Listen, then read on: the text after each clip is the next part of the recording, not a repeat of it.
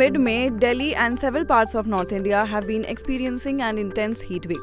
Temperatures soared to over 48 to 49 degrees Celsius in some parts of Delhi and even touched 50 degrees Celsius in parts of Rajasthan.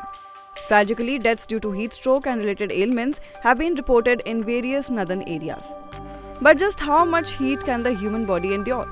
Well, experts use something called the wet bulb temperature to understand this.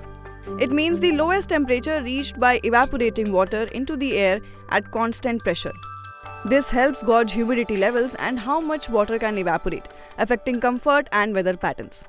Generally, our bodies function best within a narrow temperature range between 36 to 37.5 degrees Celsius.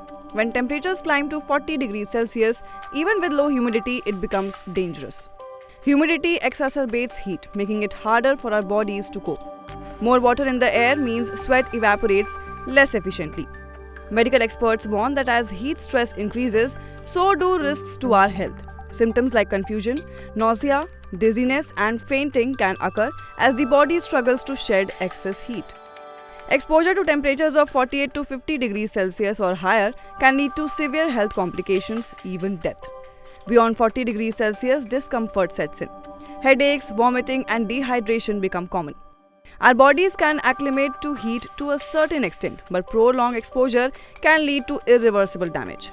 High heat can impair brain function, affecting judgment and increasing the risk of accidents. Heat also strains the heart, as it works harder to pump blood to cool the body. Additionally, extreme heat can harm the kidneys and lungs.